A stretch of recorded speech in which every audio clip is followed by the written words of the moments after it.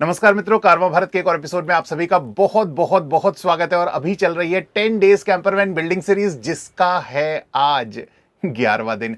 कल हम व्लॉग नहीं डाल पाए, very very sorry, extremely sorry. Actually काम करते करते यार इतना, एक्चुअली जब लोग आपके साथ काम करते हैं तो उनके टाइम की भी कीमत होती है, मतलब हमारे समय की है तो उनके समय की भी उतनी ही कीमत है। सो अगर वो किसी एक रिदम में काम कर रहे हैं तो उनको हम डिस्ट्रैक्ट या डिस्टर्ब नहीं कर सकते। सो वही कुछ चीज़ें थी जिसके कारण हम कल का व्लॉग नहीं डाल पाए। खैर एनीवे, शुरू करते हैं आज का व्लॉग। और सबसे पहले आपको बताते हैं कि हमारी 10वें दिन की जो सुबह हुई वो कैसी हुई।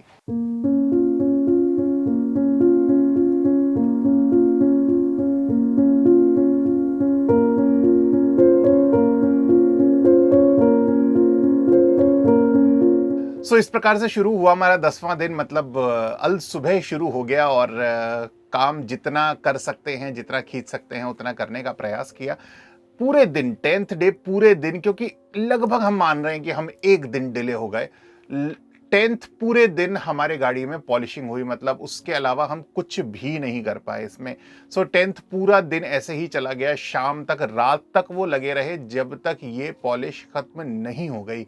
That was all about 10th day. और जो 11, मतलब मैंने आपको बताया भी था कि हमारा दिन बहुत हेक्टिक रहा। क्योंकि हमें निकलना है इसलिए 10th डे हमने अपने सारे काम निपटाए। बैंक जाना था, यहाँ वहाँ ऐसा वैसा, वो सारे काम निपटाए। वो सारी भागदौड़ रही। और मतलब 10th डे के रात तक हमारी इस कैंपर वैन में पॉलिशिंग कंप्लीट हो गई थी। अब शुरू होता है 11th में, मतलब आज से हमारा काम एकदम वाइंड अप पे आना था। वाइंड अप हो भी चुका है ऑलमोस्ट। आप देख रहे हैं कि लाइट्स सारी जल चुकी हैं। अभी हम आपको एक बार जब टूर देंगे इसका 11th डे का तो आपको ध्यान में आएगा। लाइट्स हमारी सारी डीसी ऑपरेटिव हो चुकी हैं जो मैंने वायरिंग करी। उसके बाद ब्लाइंड्स हमारे लग चुके हैं जो कि बहुत ही खूबसूरत लुक दे रहे हैं। जब फाइनल, मतलब बिल्कुल साफ हो जाएगी गाड़ी, सब चीज़ें लग जाएंगी तो आपको पता चलेगा मतलब ये ब्लाइंड्स कितने सुंदर लग रहे हैं।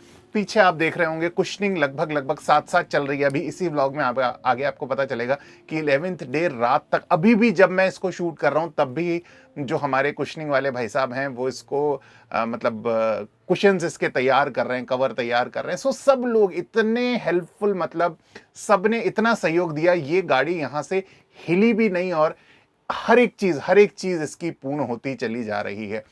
आई am thankful to all the people जिन्होंने भी प्रत्यक्ष अप्रत्यक्ष रूप से इस कैंपर वैन को बनाने में हमारा साथ दिया है। और बहुत ज़्यादा मैं क्या ही बोलूं, पर चलते हैं एक बार और जल्दी से आपको दिखाते हैं कि हमारी कैंपर वैन में 11वें दिन तक हमने क्या क्या पूर्ण कर लिया। चलिए अंदर चलते हैं और दिखाते हैं हमारी गाड़ी। देखिए लाइट्स एकदम बढ़िया यहाँ भी लग चुकी हैं, यहाँ भी लग चुकी हैं। इसका स्विच बोर्ड हमने यहाँ लगाया है। ये यहाँ वाली, ये यहाँ वाली, ये 2 लाइट ही मुझे लगता है बहुत पर्याप्त हैं। यहाँ पर ये वार्डरोब्स, कबर्ड्स, मतलब हर चीज़ ऑलमोस्ट एक्टिवेट हो चुकी है। देखिए जैसे अंदर ये स्विच, ओह सो सॉरी, अंदर ये स्विचेस हैं तो ये भी हमारे एक्टिवेट हो गए। Oh sorry. बस यहाँ पर ये कुशनिंग हो ही चुकी है। ये जो हमारा अंदर स्पेस है स्टोरेज का, मतलब एवरीथिंग। ये ब्लाइंड्स तो मैंने आपको दिखाए ही नहीं, एकदम देखिए जी। ये हैं हमारे ब्लाइंड्स, डॉट, बहुत ही अच्छे। I hope you like it. और ये यहाँ पर बस अब लगना है। ये पानी डालना पड़ा था हमें in case of emergency. This was it. ये हमारे स्टोरेजेस पहले भी आपको दिखा चुका हूँ। एकदम परफेक्टली हमारी जो कैंपर वैन है वो रेडी है। ये तो थी वो चीज़ें जो हमने इसमें ख़त्म कर ली हैं, पर ये कैसे पूर्ण हुई तो एक बार वो छोटी छोटी क्लिप्स जो पूरे दिन भर की हैं, जो भी हमने किया, जो भी मतलब हम करते चले गए, वो आपके साथ साझा करते हैं। तो अभी हमारे जो गाड़ी के फोम हैं उन पे ये भैया कवर चढ़ा रहे हैं। कवर का रंग है blue, aqua blue. Aqua blue, aqua blue है ये कलर। तो ये यहाँ पर गोल आ जाए अपनी, तो उसका रेडियस लेके काटेंगे। हाँ, गोला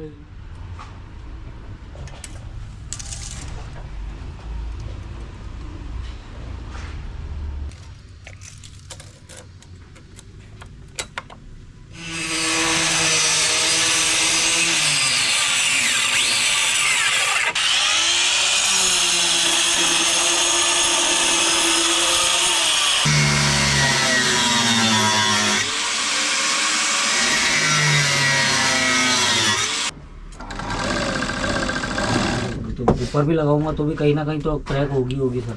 नहीं तो इसमें ऐसा करिए आप पहले, हाँ सर। पहले इसमें ड्रिल करिए आप सीधे पेस्ट ठोक रहे हैं ना तो ये सारी लकड़ियाँ फटती चली जाएंगी। तो अब हमारी को ड्राइवर सीट का ऊपर से लेकर नीचे तक का कवर चढ़ चुका है। सो अभी शुरू हो चुकी है हमारी वायरिंग और फिलहाल सबसे पहले मैं डाल रहा हूँ डीसी। सो देखिए डीसी वायरिंग में ये जो रेड वाला वायर आ रहा है ये this is the actual main wire जो पॉजिटिव नीचे से आ रहा है, और ये सारे जो येलो वायर्स आ रहे हैं ये सभी हमारे जो विभिन्न डिवाइसेस हैं उनसे होते हुए आ रहे हैं।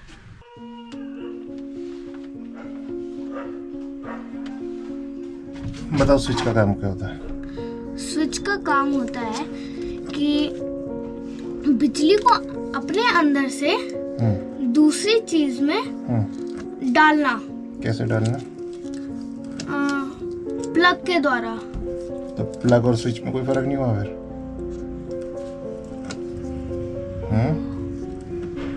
प्लग और स्विच में कोई फर्क नहीं हुआ? प्लग में भी फर्क है, स्विच में भी फर्क है। फर्क है तो फिर प्लग के द्वारा कैसे डालेगा वो? बताइए।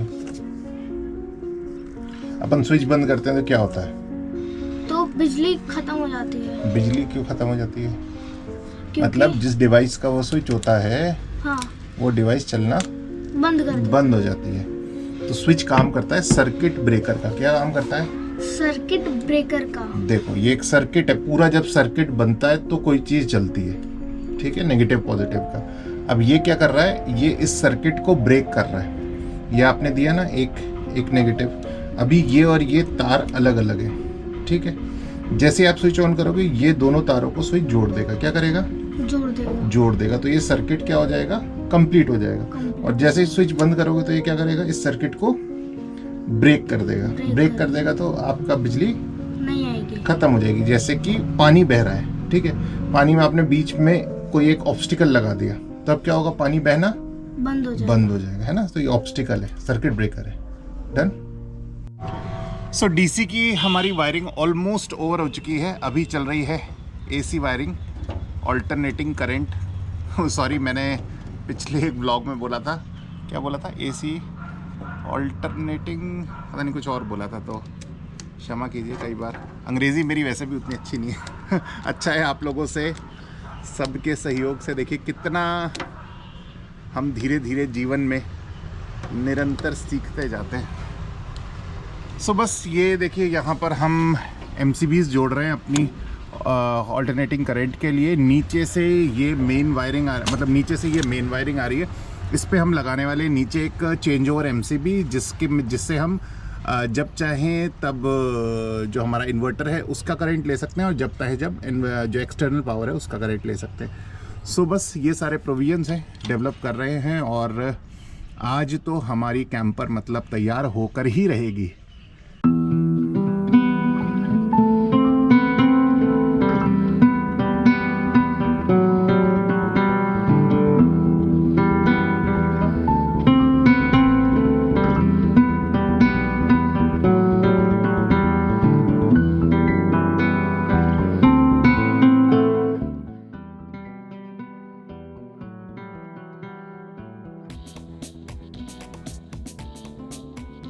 अब देखिए इसमें अगर अपन चाहें ना इस लकड़ी को हटा सकते हैं, इस पूरे तामझाम को हटा सकते हैं अपन इस लकड़ी से, क्योंकि इसके ऊपर अब पूरा ही कवर बनेगा ना। पूरा बना दें, कोई दिक्कत नहीं। हाँ पूरे और कपड़ा है ना, बाहर आ जाता तो बढ़िया रहेगा।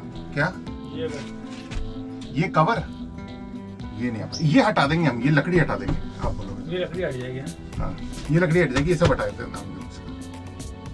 हटाएं या लगा रहने? अरे जरूरत तो है नहीं। ठीक है, अब आप देखिए आपके काम में कोई आड़े आ रही है, आड़े आ रही है ना? अगर ये नहीं होगी तो सीधा कब्जा लो। कब्जा आप लाओ ना, कहीं आपके पास ले आता हूँ।